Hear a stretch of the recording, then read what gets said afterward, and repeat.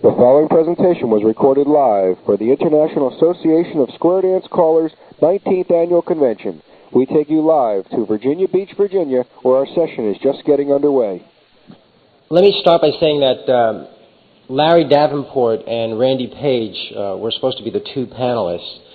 Randy is here, of course, Randy Page, raise your hand, from Connecticut. Larry is right in the process of moving, so he wasn't able to come in. It was a very last-minute thing as of this morning. No. So we figured since it's kind of late in the week for us, that we got just a second Randy, so I won't have to worry about everybody's name here. I'll just say, Randy, you take it, and Randy, you take it, and one of the two of you have to jump in. So we've got Randy Dougherty filling in. How about a nice hand for these two fellows to start things off? The name of this session is called Formation Management. A little story. In February, when I got a call from CALLERLAB to ask me if I would be interested in doing a panel, I said, sure. And they said, we'd like you to do something on formation management. And I said to them, that's great. Tell me what that is. And he said, well, we're really not sure. I'll send you a handout of what we did last year, and then that'll give you some direction. Well, I got last year's handout, and I looked, and I was still a little confused or vague on what formation management was supposed to mean. So I, in talking to some callers and their thoughts, and sat down over about a 2-week period and tried to come up with, in my mind, what could be construed as formation management. What could that mean, the forming of different positions in square dancing? How do we deal with that? And then I took it, once I decided what my objectives were going to be for the panel, I said to myself, well, where are we going with this? What are we going to do? What are the plans? So I laid out an outline that all of you have as a handout, and that we will expand on now. The first part, I've tried to break it down into two different categories as a square dance caller. My feeling is when we're dealing with formation management, this is exactly what makes each square dance caller different when you're working up on the stage. Think about it for a second. What makes us different? Your delivery is a big factor. And when we're dealing with the delivery, there are 3 main points that I broke this down into. You've got your singing voice, personality, appearance, and showmanship. I grouped that together in what would be considered delivery. And then I looked at it from the next standpoint. I said, okay, now that you're up there, what do? You've got to deal with the dancers and start from a squared up set and do something. And I put all that into the category of choreography. And then I said, well, let's analyze each one. Singing voice. Well, you either got a Tony Oxendine voice or you don't, as far as I'm concerned in life. And if you don't have a Tony Oxendine voice, then you can take singing lessons, or you live with it and you deal with it the way I do. So that was my feeling on that. On the singing voice, you have a God-given talent, or you make the best of what you got to work with. Personality, well, you can teach yourself to have personality up on stage. Appearance and showmanship, that also, in my opinion, was able to be self-taught. The second part of the choreography, if you look, it says work, work, work, work. And I think that, to me, is what makes all of us different. When you think for a second in our beginner class, when you have 25 steps to work with, or you have 60 or 70 steps to work with when you're dealing with mainstream, what makes all of us different? Why you say after a square through 4, suddenly you say swing through, or you say do-sa-do, or you say slide through. And I think, in my opinion, when we're dealing with formation management, this is really what sets all of us apart when we're up there calling day to day in our home programs. The question that I thought would be, when can I use formations in variety? The answer is all the time. And then I asked, won't it be difficult for dancers to learn formation management and varying that? And the answer is absolutely not. The focus of the seminar will be to pick some unusual formations and find the easiest and quickest ways to get into and out of these formations. For the purpose of our gathering, I didn't think it would be right to say, okay, this is a square, and have people stand in a square. And now I'm going to show you how to get in a double pass-through position, and just say head star through. And then I'd say, okay, if I want to get into a ocean wave, well, you just have the centers pass through and make an ocean wave. I wanted to go a step beyond that. My feeling is most of you have been calling 3 years or more, and at that point, from a squared up set, if I said, okay, if you're in a squared up set, and I say I want you to get into a double pass-through position, I am in my mind assuming that you can say head star through and know that we are now in a double pass-through position. I didn't feel that to sit here for an hour and a half and talk about that would gain anybody anything that way. So when talking with the two Randys, and I said, what about, let's look at this and say, what would be unusual for a caller to deal with? Let's get into some unusual formations that we don't ordinarily call. How many times do we call things from left-handed columns? Let me ask you this right now, by a show of hands, at your last dance, up to plus, we are not going beyond plus level. How many of you called anything from left-handed columns at a plus dance?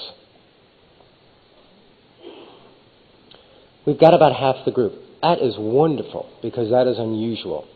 Hopefully, the rest of you, if you choose to pick up from ideas and things from this, you'll say, hey, I don't have to worry about left-handed columns. I don't have to be afraid to call it, and my dancers won't be afraid to dance it. And that's where we're going to begin right now with the panel, is showing you how to get into some of these formations easily, but also to get out of them just as easily. Because one of the things that we're finding with the panels that we're on is that, yeah, so what? So you can put them in a left-handed column. Then what do I do? So what we intend to do is to give you some simple get-ins and simple get-outs to make your life easier. First thing that we need to do is, do you want to start with the square, Randy? You want to do some talking first? Can we get a demo square, a volunteer square? Probably all the girls and just a couple of guys. Come on up. So let's do this quick so we don't waste time on this part. I got 3 guys. That means I need 5 more people. Come on, girls. Sandy, you want to join us? We'll wake you up this morning. Think we need one more girl? One more lady. Oh, we got Sandy coming. Need one more. Peggy's coming in. Okay, we got. No. Well, we'll take Peggy. You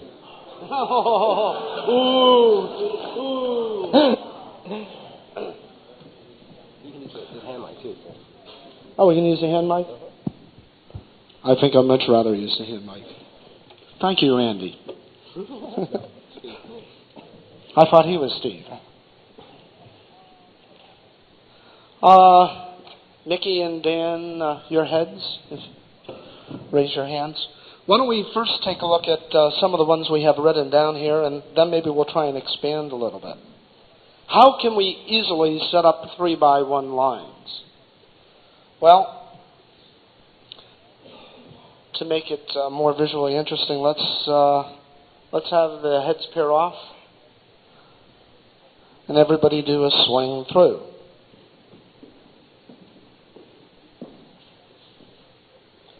Center 4, I did it wrong. Swing through again. Center 4, that being the girls, do a walk and dodge.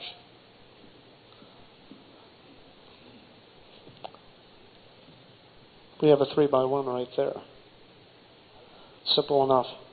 I think immediately I'm going to take a look at how do we get out of this type of situation. Well, I see 2 or 3 things right off the bat. One is I can have the girls run and the boys do a follow your neighbor and spread. To give us a diamond, do you want to see that? Girls run. Boys do a follow your neighbor and spread. Girls pass through, turn and face the boys. And the boys extend. Boys run around the girls, and we're nice and normal. Well, one of the people was giving me a look and saying, how could we ever possibly be normal? This is a group of square dance callers. Just quickly, square up.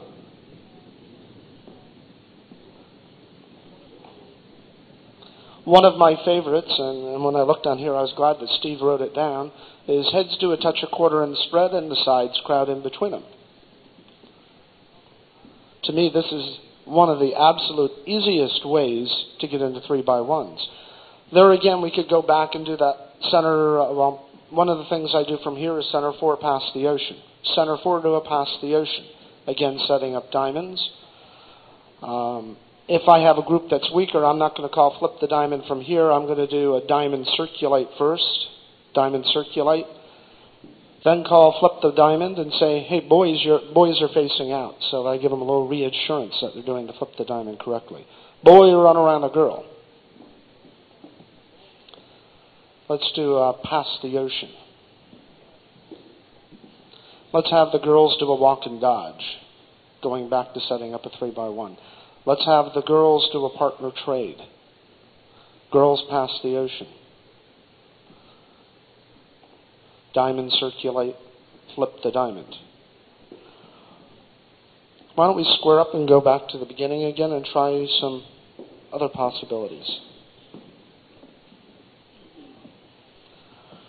Let's have the sides do a touch or quarter and spread, so you have a little bit different perspective on what we're doing here. How about if we have the center 4, again, we're setting up 3x1s. How about if we have the center 4 do a box the net into a fan the top? Normally you'd say, gee, fan the top with the boys in the middle is tough. But if you use the box the net into it, the automatic flow has those boys stepping right into each other, and they'll very easily do the fan the top from there. Let's flip our diamonds. And boys run around the girls. Touch a quarter.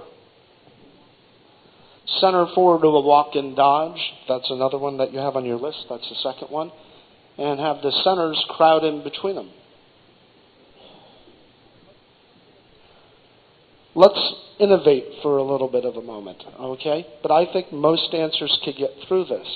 Let's just address the 4 boys and say, 4 boys on a diagonal do a walk and dodge.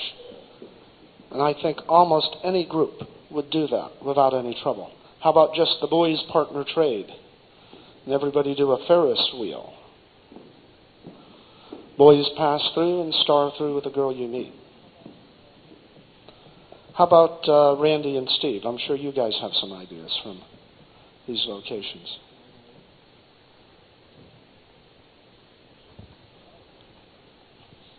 What I was thinking about when I heard that they asked me to be on the formation management thing, I thought lots of times you want to get out of that position as quick as you can if you've had problems with your floor. So go ahead and set up the 3-in-1, have the girls walk and dodge. And most of us are aware of the cycle and wheel call that we can get out with from A1, but I was trying to think of another way to get out of that position without calling that, and yet still be a little bit creative. I don't know exactly, I didn't check out our site square, but are you the side boy over here looking in?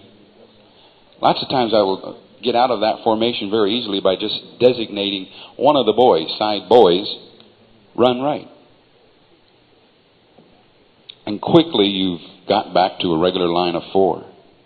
Now sometimes it might require that person to run around 2 or run around 3, but you can be very creative and get out of a kind of a sticky situation depending if the floor is broke down or whatever.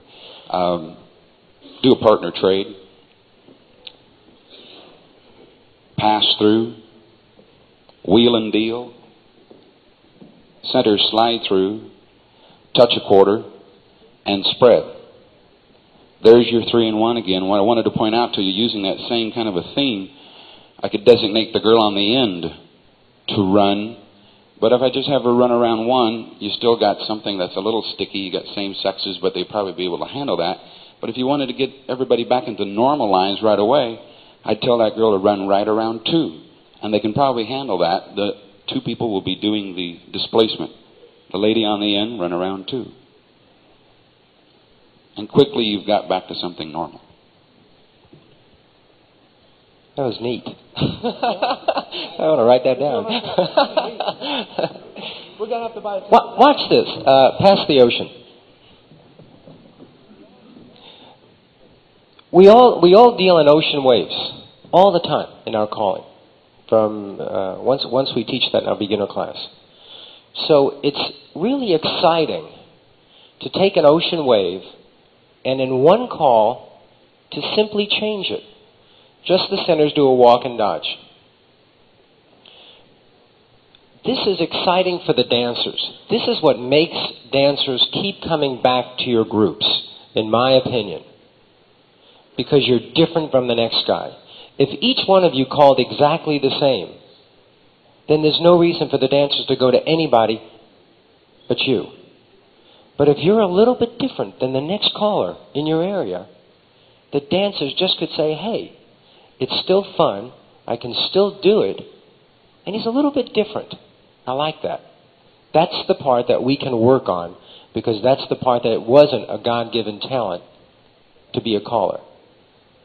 So now that we have a situation where we're in a 3-on-1 line because we've asked the centers to do a walk and dodge, we have to be really careful.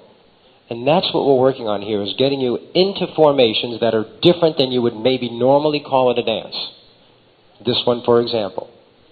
But that's great. So now I got into this real thing, and I'm different from the next guy. The only problem is the next guy can get them back to their corner, and I can't now. That doesn't help. So being creative and getting new formations into your repertoire are only good if you can resolve the set. So part of what the handout does is it gives you some direction on easily getting in and easily getting out. There are lots of different things you can do that you probably call with your dancers. In the lines you're in, if you can, recycle the other's wheel and deal. There's another idea to get out. Step to an ocean wave. Swing through. 4 boys in the middle do a walk and dodge. Now, you have to be aware of a few things when you're dealing with 3-on-1 lines. Are the centers looking in or are the centers looking out? That's a big factor to take into consideration while you're calling extemporaneously or while you're writing down with checkers and you're working your cards and things like that. Because that, as you start to see different formations in your mind, okay, I've got a situation where the centers are looking out and the ends are all in a single file situation. How do I deal with this? What's the easiest way to resolve a situation like this? And this is what you're going to have to work out and get comfortable with when you're up there calling. This is crazy, but watch this. I've got a situation where I've got 3 people looking out and 1 person looking in, and I don't know how to resolve this. What can I say? Well, everybody looking out, do a U-turn back. Boy, that doesn't take a genius to come up with something real quick. Now I've got a line of 4. And you can do that a couple of times. As long as you set up the situation differently, as long as you don't say centers walk and dodge every time, and then say if everybody's looking out, do a U-turn back. You're being creative. Don't do it the same way each time. Start it differently, and then just have the ones looking out turn back. 4 boys in the middle pass through. Boys, run around the girl you have. Touch a quarter. Girls do a walk and dodge. Girls squeeze in between the boys. The last time I said, everybody looking out, what? You turn back. Well, I want to be a little bit different, right? Everybody looking in, do a U-turn back. I've just now put 2 or 3 more sequences into my repertoire because instead of having the outers, now I've got the inners. And now I've got something else I'm going to deal with. But look how easy that is to vary your choreography with something that you think, well, you know, are the dancers just going to want to U-turn back every time? No, they're not. But that's just another couple of figures you can add to what you're doing. But you also have to be aware of danger zones. When you're doing new formations, this could be a problem. Because now I've got a line of 4 facing out, and I'm not boy, girl, boy, girl. And I sure am a lot more comfortable calling when I got boy, girl, boy, girl. And my dancers are a lot more comfortable when I have boy, girl, boy, girl. So you must be really aware of the danger zones when you get into and out of formations. For me, I see something very simply here. I can have the boys fold to face the girl. I still got a little problem. Star through, my problem is almost over. California twirl, bend the line.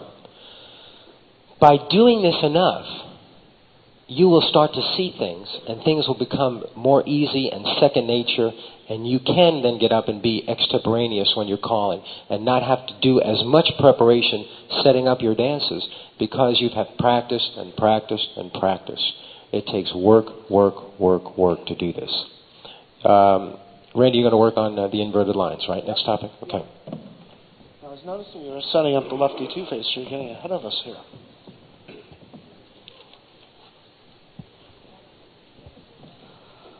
Why don't we go back home and we'll start it from zero.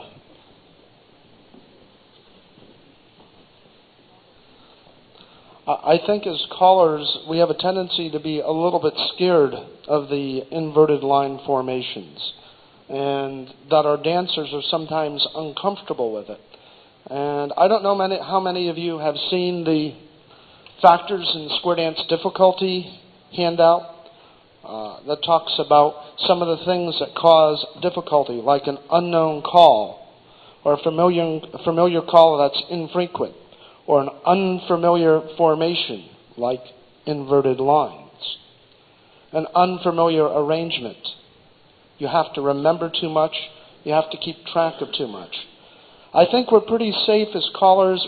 We can go ahead, and if we're reassuring of our dancers and we're giving them lots of extra information, we can go into things like the unfamiliar formations, but that we need to be careful that we don't start to compound the situation by giving them an unfamiliar formation and then using an unknown or an infrequently used call out of that formation. You have to deal with material the dancers are very, very confident with. Let's set up some inverted lines now. Let's use a couple from the list first, and then we'll play with some others. Let's have the side star through.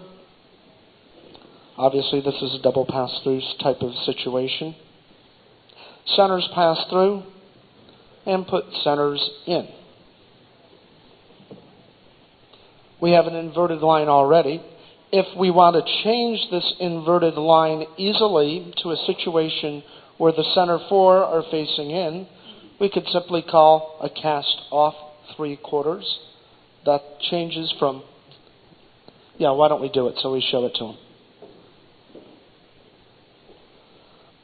We've just changed it from one type of inverted line to another type of inverted line, but I don't think many dancers would have problems doing the cast off 3/4 from that type of situation. How would we easily resolve this? Well, we have the centers facing in.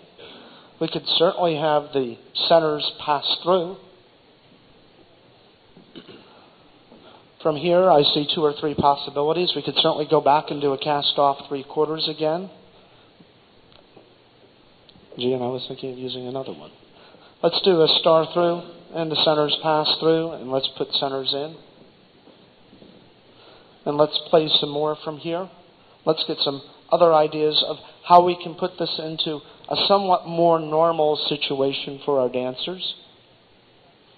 We could always have the centers run around the ends. Let's see. Pass through. Tag the line. Face in. We're back in nice, comfortable territory again very quickly. Pass through and a wheel and deal.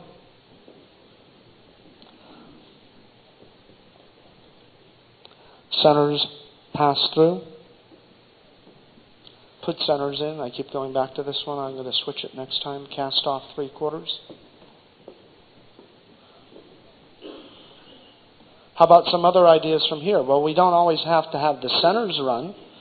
We could have the ends run around the centers. Wow, nice and normal, very quickly. Simple enough. Pass through in a wheel and deal. Centers square through 3. Put centers in. We can still even be a little more creative from this type of situation. Do we have to just go to the centers run around the end? Why don't we have the centers cross run to the furthest end? Go. Hopefully they all know the crossing rule, so they do it correctly. But that was easy enough. Yes, it's set up he, she lines, but I think most of our dancers are very confident with their Japanese. They can handle he, she very well. Pass through on a wheel and deal. You finally figured that out, huh?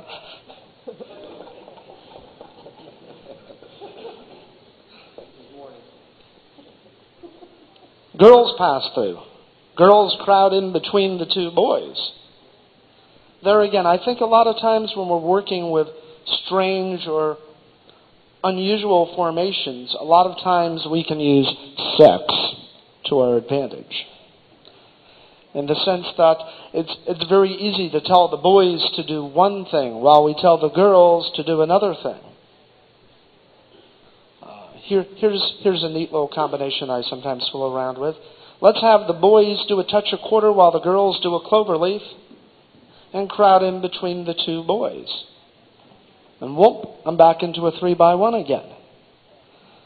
But by using sex to my advantage, and I think all of us like sex, we were able to easily move around our dancers and get them through something that they might normally feel a little uncomfortable with. But because we used that extra little bit of directivity, they were able to handle it.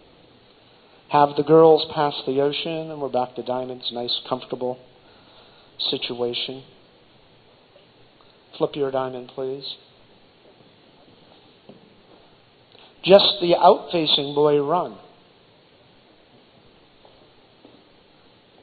Back to 3x1s. Of course, this is what we were playing with before, but center 4 past the ocean. Flip your diamonds, please. Boys run around a girl, got normal lines. Steve, you got some stuff you want to put? Well, yeah, and actually when it comes to like the sex descriptions and whatever, I think a Randy group is more effective at that. I went to bed early last night. I'm going to pass it to Steve. Good, because I love this. Let's stay a little bit with the... there's another kind of interesting way to set up the inverted lines that's in the handout. It's the 3rd one down, and it says from a column. So from here, let's touch a quarter. Do an all 8 circulate. And the reason why I would say all 8 circulate is because look in the middle of this page 2, where it says from a column, the first possibility would be to say the centers do a partner tag. Well, if I just had from a line of 4, let's have everybody face in, make a line. Touch a quarter. Well, they just worked with this person and touched a quarter. So I am, in my mind, not going to ask the centers to now do a partner tag. I wouldn't do it that way. That wouldn't, to me, be good body flow, or that wouldn't be comfortable choreography. So I would tell everybody to circulate, because now they're in a little different situation. Then I'll have the centers do a partner tag, face each other and pass through. And that's how I would call it. I would not just say partner tag. Our dancers have trouble with partner tag. So I'll help them. The 2 ends face each other, hook onto the centers, and you've got the inverted lines. So there's another simple way to get into an inverted line from columns. Randy did them from lines, and we also did them from lines of 4. Oh, yeah, go ahead. Go ahead.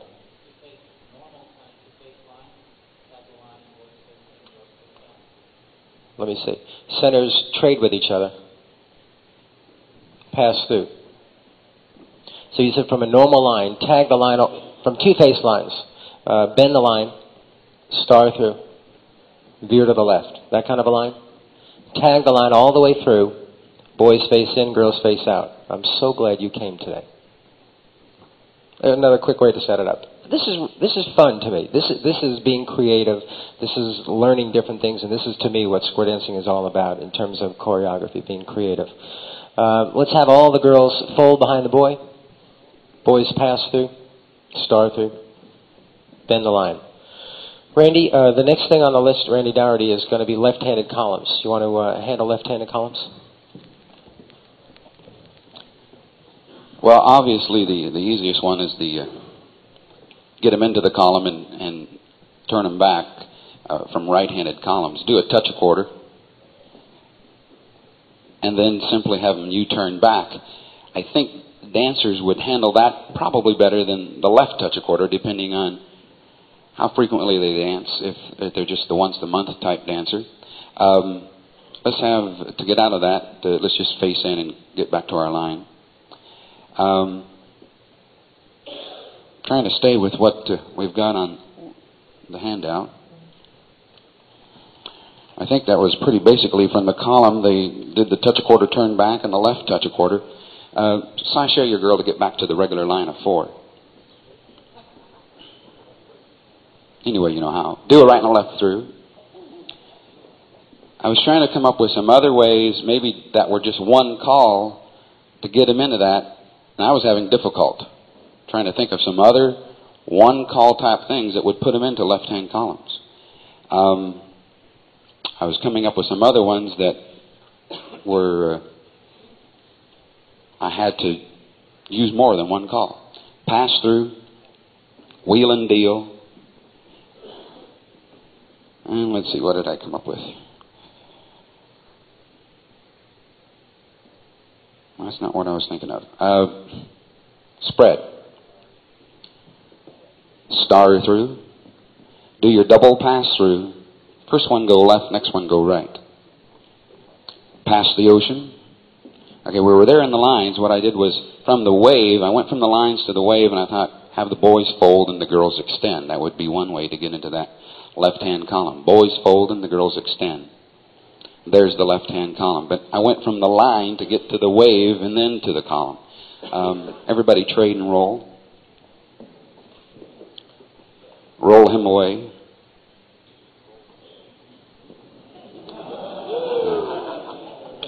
Do a right and left through. And then I did come up with another one. I thought, boys do the girls' part, everybody slide through.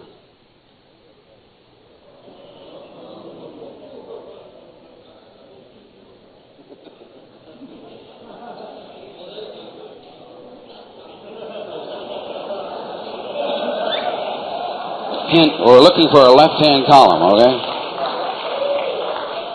I want to remind you all, we all know that callers can't dance. That was one way to get in there. That was a little sneaky. And again, the first two we gave you, the left touch a quarter and the touch a quarter U-turn back, were probably what I'd call the easiest. That one might be not considered to be the toughest, but somewhere in between there.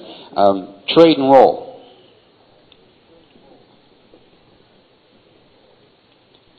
Here's another way of doing the same idea, but what I did was, instead of having the boy do the pass-through and turn left by saying, boys do the girls' part of slide-through, you might do it by saying, reverse slide-through, but that would mean that the girls would have to turn right, and that's not going to put you into the left-hand column, so I gave up on that idea. But I did think, if we do the slide-through, the girls would have that left hand into the middle. We just have to have the boys roll twice. That would put them in there. So do a slide through and the boy roll twice. That was an interesting roll, yeah. All right. The boy would turn to his right. He would roll twice to look at her shoulder and then roll again. He'd end up with the left-hand column. Lots of times we get into these left-hand things and they say, now what do we do to get out of it?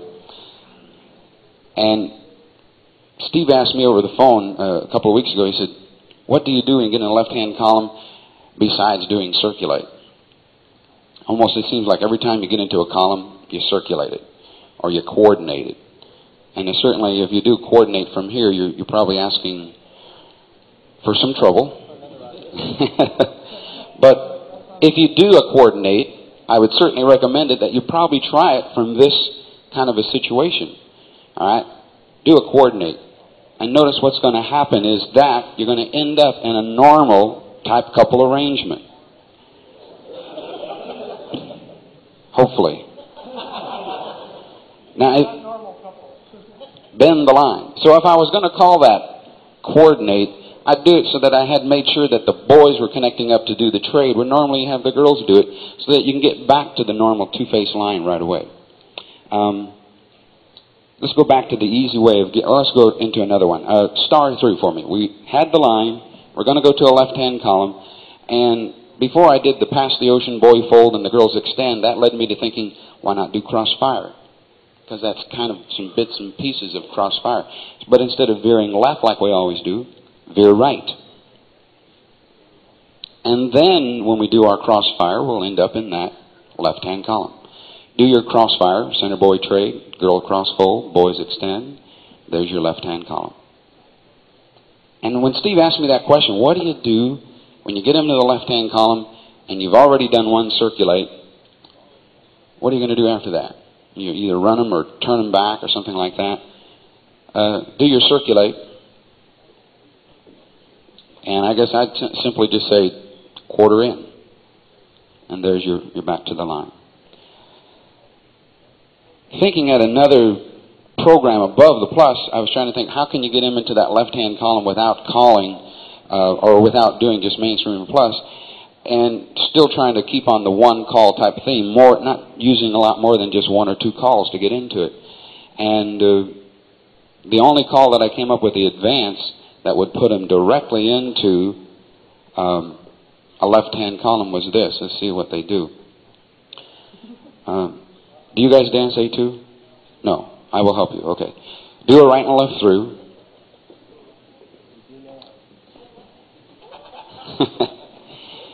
What we're going to have them do is, they're all trailers in lines, and the only call that I could think of to get them in a left-hand column was the zigzag or zag-zig type of call. Now, if we just have everybody face right, in this case, the call that they've actually done is zag-zig. They were all trailers in that situation. They all turned right. So I'd have to call a zag-zig to get him into that situation. Now, those of you that don't call advance, that might not mean nothing to you, but that would be a one call that would get him into the left-hand column very quickly. You wouldn't want to do that after right and left through, because what does that do? Reverse body flow, pretty bad. Okay? Everybody circulate once. Face in. Pass through. Do you turn back? Is there any other ones that you had listed that you want me to touch on? Do one thing, okay? Do a left touch a quarter and circulate. This is how callers differ. And I'll give you, this is a perfect example.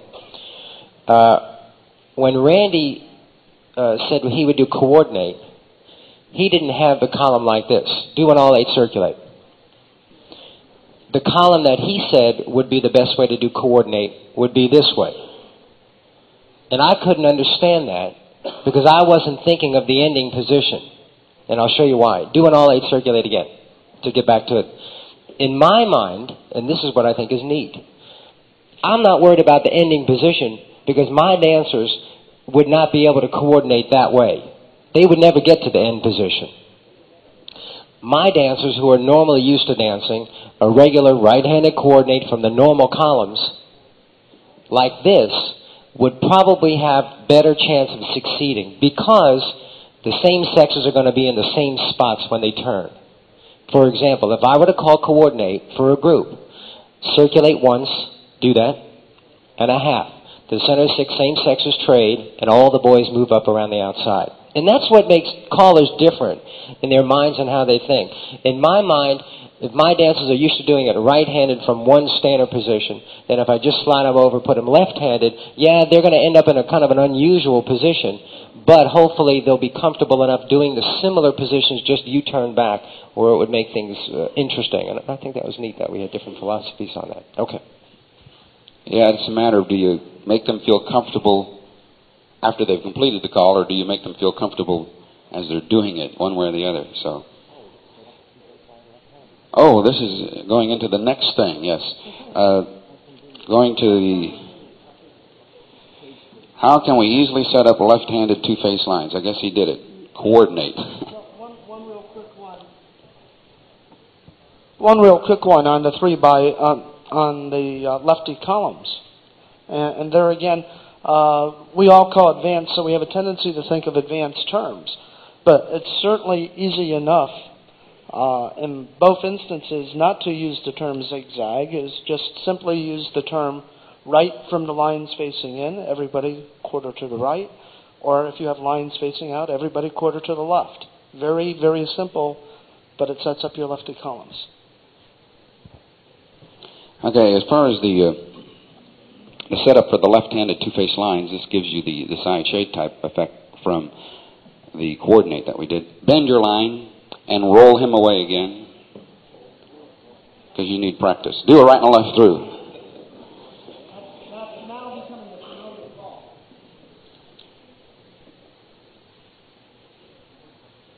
I guess the first one that they looked at was from a right-handed ocean wave, past the ocean, and we simply had the centers trade and the ends turned back, and that's where we were before. Let's have you do a couple circulate. And again, lots of times, the way that you set these things up is actually the way that you kind of resolve to get back out of it. Have the centers trade and the ends turned back, and you're back to that right-handed wave. Swing through, and then simply the other one that they have here is the ends turn back. Do that, and you've got your left two-face line. Going to the top of that page 3, I'm not going to bother to go through those other ones. They're pretty standard type stuff. What I wanted to maybe just touch base on, why don't you guys, you want to take a little break, or do you need the square for what you're going to do? You want the square for what you're going to do in your columns of 6? Yeah, I think in any case, let's give all of them a hand for That was a long...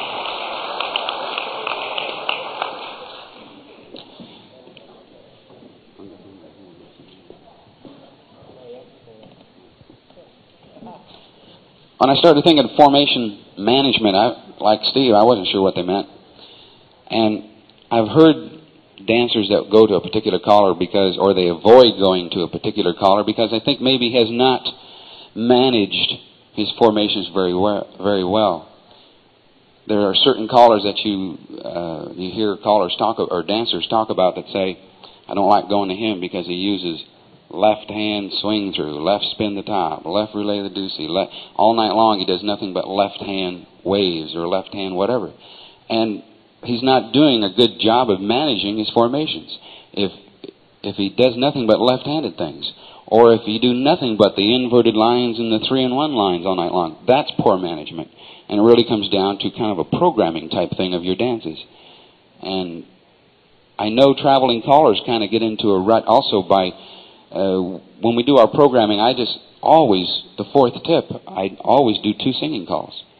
And sometimes that can be just getting into a rut. Maybe the dancers are enjoying it because you're in a different town every night or whatever, but if you're the local caller calling for your club and they know the fourth tip, you're going to always do 2 singing calls, that's when they program themselves to sit out sometimes. Or maybe that's the time they really look forward to getting up, depending on, if they really enjoy singing calls. So you got to manage your program.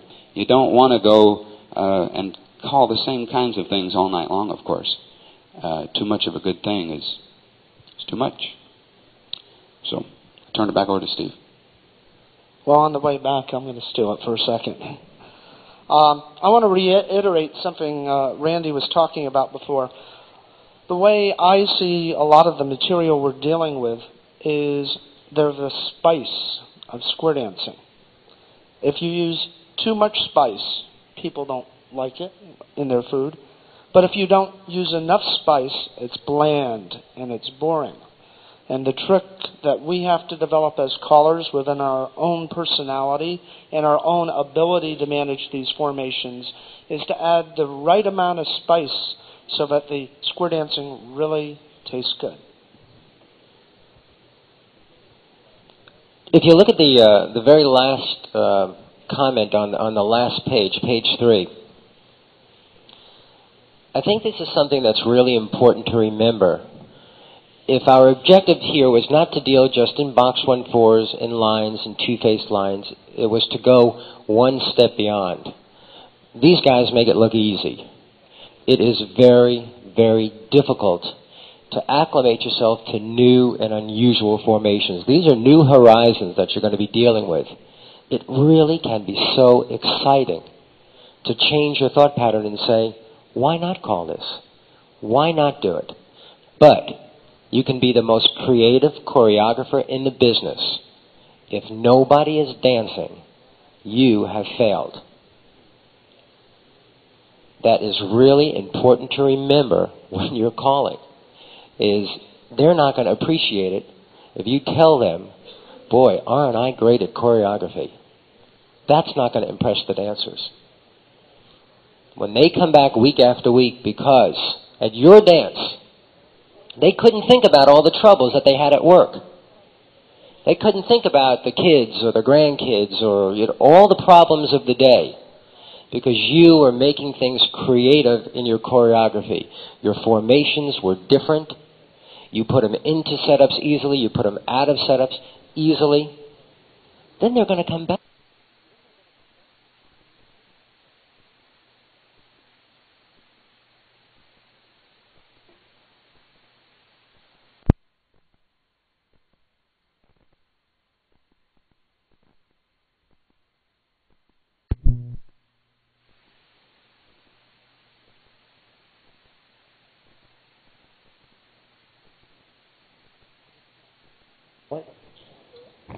Just one quick comment and a question. You thought about on getting into the the left-handed columns, recycle and roll, and a linear cycle and roll is a fast way to set left-handed columns up.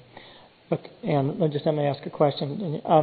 Some of the times when you put people into these positions and then you got them out very, very quickly, for example, inverted line centers in and centers cross run, the ends were never really active in that situation, and they were in and out so quickly.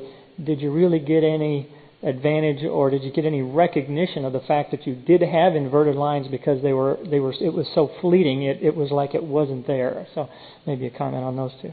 Let me just back up something. So now you got to be careful, because watch what you just said. The very first thing was, if you recycle and roll, you get a left-hand column, and you will if you start from a grand ocean wave.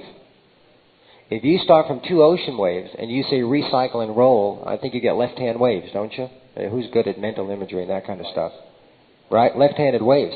So, yeah, but a linear cycle is okay. By the way, if I were calling a dance, I would not say linear cycle and roll that way. I would say linear cycle and give them a couple of seconds to just about finish the complete linear cycle, and then I would say, and roll at the end. Because what's going to happen is there's a lot of peeling action on the linear cycle. So if you tell them to roll, what they're going to do is they're going to end up doing just a plain old linear cycle and think they've done everything. So I would wait till they were just about done with their full linear cycle, and I'd say, and roll at the end and look for a left-handed column. So there are also helpful hints that, by you asking that question, are very important that we're going to use to the dancers. You've got to help them, because these are going to be, hopefully, new formations, or maybe not new formations for you, but they may be for them. So it's going to be a big factor for you to give them extra little hints wherever you can. Not too wordy where they're stopping and standing and stopping and standing, stopping and dancing, that kind of thing. But just a little extra nudge, a little extra comment to make their life much easier. We didn't spend a lot of time talking about when you got them into the left-hand columns, what was the arrangement of the dancers. Most of the time we kept it a boy, girl, but one that just, after he said that, came to my mind. From the lines, if you pass through wheel and deal and the boys roll twice, you get left-hand columns, but there's the arrangement that we hadn't set up here with all the other dancers. The situation is that it's a boy, boy, girl, girl type column. And then, again, you got to be careful. If you circulate them, then you're going to end up with the same sexes together, and then you got to worry about, are you going to lose some of the floor if you continue going? And you're going to end up with the 4 girls in the middle and the boys on the outsides with that left hand. So you got to be careful of the arrangement of the dancers, too, in that situation. I have a question on when you differentiate between what you want to do of things that you call as interesting spice. An example, we have workshops, we have club dances, and we have festivals. Let's put it in that category. You get people into these different type position and waves. An example, you had them up here before, and you said the boys at a diagonal do a walk and dodge because you said, I think my dancers could handle it. Now, actually, in thinking with CALLERLAB and with definitions and positions, at what point do you decide to go outside of a normal scope of things and decide dancers can handle it? Is it proper only at workshops and club dances, not proper at festivals? How do you guys differentiate on those things in deciding when and how you start to get outside the realm of some of these normal conventions? By the way, you just hit the nail on the head as to what I perceive formation management to be. Is callers have to be good managers when we're presenting material like this. And it boils down to judgment. And one of our biggest jobs is to evaluate every single floor that we call for. I know that if I'm dealing with my own dancers, exactly what I can do before I even walk in the hall. If I'm at a festival, at a guest state a long way from home where I don't have any idea, one of my biggest jobs is to walk into that hall and that first tip, start to size up the floor that I have without destroying them. One of our big jobs is to keep our dancers happy. So we have to design a program within our first 2 or 3 tips. I always have a game plan walking in, but I have to design a program that will fit the needs of the dancers that are there. I think that all goes back to the theme of the convention, is success by design. And the way we manage our dancers, and the way we manage our formations is one of the keys to success. This just happened to me about 2 weeks ago. I was calling with a few other callers at a festival. And we were doing a singing call. The 4 of us are up on stage. We're ready to do 4-part harmony. The caller on the first, we did the circle left and that bit, and then it comes up to the first figure. And the caller says, head spin the top on the singing call. Now, there's a point in my mind where there's good judgment and not good judgment. And the whole point of this is, can you do a spin the top from a squared up set? Sure. Are any of the dancers likely to do a spin the top from a squared up set? No. So that whole point of judgment is critical in this. It's, be creative in your formations, but somewhere along the line you've got to use proper judgment and know what will probably be successful and what's going to go down. And you can just imagine the 4 of us standing on stage ready to continue the harmony, and nobody was dancing.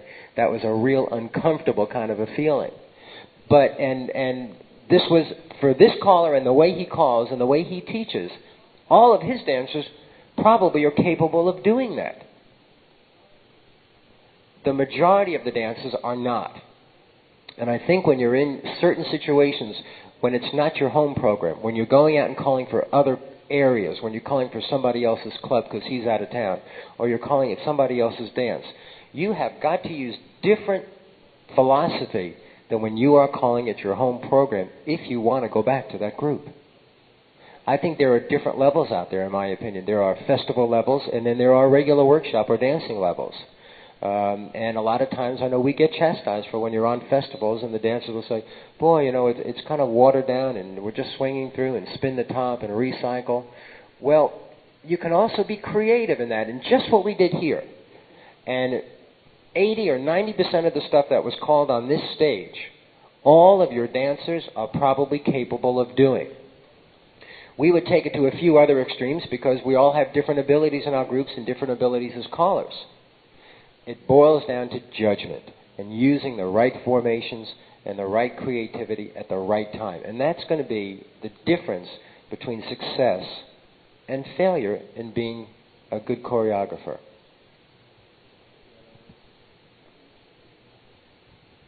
Any other comments?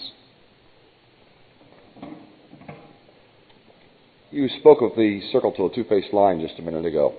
I use it frequently, not by name, but directionally at mainstream and plus. And there's a big problem that's created right now. The dancers have a tendency to slide out to a line. They hear heads lead right, circle to a two-faced line, or circle up 4 halfway only. They slide out to the line of 4 automatically. So there goes your circle to a two-faced line. What I like to do with it, though, is work up to it. Dancers seem to have a tendency to forget how to circle halfway and circle 3/4. So I work into it a little bit. And then heads lead right, circle up 4 halfway only, veer to the left, couples circulate, bend the line. The people that slid out to the line are confused when you get to that couple circulate because they're facing. By the time everybody else is circulated, you say bend the line, they can do that. You've still got standard position. You did pretty much what our theme is about. You gave them success by designing it. Just one thing. I heard you guys say it, and I want to underline it for everyone, is Steve mentioned a couple times using words in the right places.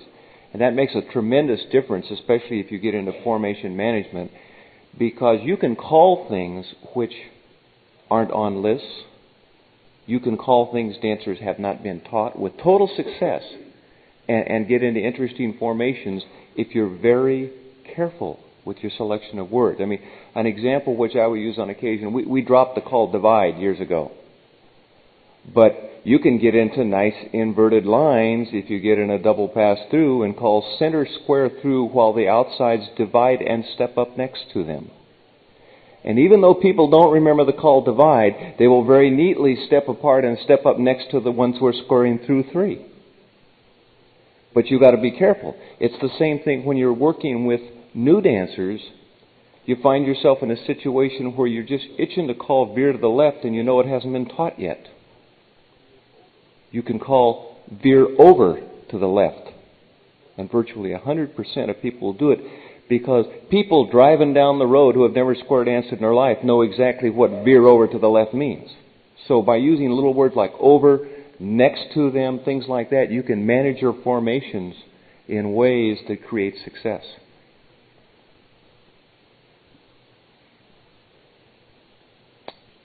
Any other comments? You know, one thing came down to using judgment. I put out a few patter records that I didn't really have to worry about judgment. I don't know if any of you have any of them, but a couple of them, we really wanted to stimulate the dancers, and we knew that the dancers weren't going to probably be able to put that record on and just go through it one time. Well, one of the ones I remember that we started out was heads courtesy turn and separate go round 3. And that was just, in a lot of dancers' minds, they just couldn't figure it out. And it wasn't the normal way to start out a patter record. And Mac Lutzen said to me, I don't think we should do that. And I said, well, maybe that'll stir up some thinking on some of the dancers and even some of the callers. And it sure did, because we got a lot of phone calls and a lot of letters on that. Did you have a comment? Would you come up to the mic?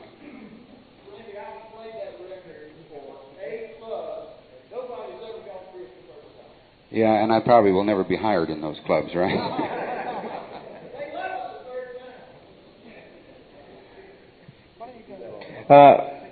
We have a little more time. We want to do a couple of different formations. Do y'all mind? Let's get there's got to be 4 more girls. And all the girls who were not up the first time, stand up, will you please? Dee Dee, would you come up and help us on this too? Give me a couple more girls up here quickly. We don't have much time. And give me 4 other fellas. Come on up real quick. I just want to show you something neat. I'm sorry. Did I mess up? Oh, okay. Quick comment, Steve, while you're getting... Sure, go ahead. Just make it on the mic. With regard to setting up the left-hand columns, from a box 1-4, pass through and all the boys do a U-turn back. Perfect. Is the simplest way to set Perfect. it up. And a figure that worked well into that coordinate is if you start with a box 1-4, do the left-hand coordinate, bend a line, star through, trade by, star through, and you're in a 1P, 2P. A normal line of 4? Yeah, if you're a mental image person or a module. Would you be heads for a minute? Okay. Heads square through 2. Slide through, make a line of 4. Pass through, bend the line. Touch a quarter. All 8 circulate once and a half. The center 6 same sexes are together. Listen to what I just said after that. I didn't just say circulate 1 and a half. I added the center 6 have same sexes together. Chances are the dancers may not have had a column of 6 on the inside. This is a new formation. I want them to understand where they're going to be comfortably and not panic. That doesn't help me. Well, I was about 15 years old, and I was calling, my father, Lee Kopman, was calling a weekend. And I always would, go to the weekends, and he was proud that his son was a caller, and he always would get me up and do a tip, either with me or I'd do it by myself. Well, we were doing a thing where he would put me into an unusual formation, and my job was to get him out. And then I would put him into an unusual formation, and he would get it. Well, I've done this since I was 4 years old, so it wasn't anything that was really a big deal. Well, he suddenly decided to say, circulate 1 and a half, and we had this kind of formation. And he said, okay, it's all yours, Steve. Well, you talk about panic. I just was not prepared for this formation. And I started to call, don't do this. You probably wouldn't be able to anyway, having nothing to do with you. But I had the center 6 do a walk and dodge, and the boy and the girl that are together trade and roll the face, and the other boy, well, suddenly out of nowhere, white handkerchiefs were coming up all over the place. They were surrendering to this, what I was trying to do. And what I did, rather than be devastated and frustrated, was the first opportunity I had, I put checkers down, and I said, well, what can I easily do from this that I'm not going to see white handkerchiefs from? What's going to be the obvious, simple calls to resolve this? And watch how easily we can get out of this in a heartbeat. The column of 6, trade, roll to face each other, and all join hands, circle to the left. Boy, I wish I knew that 20 years ago. Stop right there. So the point of this is, the simpler you can resolve the formations you're creating, the better success you're going to have. The quicker you can get out of something unusual, the more they're going to dance, and the happier they are going to be. So look for the easiest way out. Look for the shortcut, the quickest way. What's the quickest way to get out of this crazy, unusual formation? You will be successful because the dancers will be successful. I hope everybody had a good time. Thanks for coming. Thank you.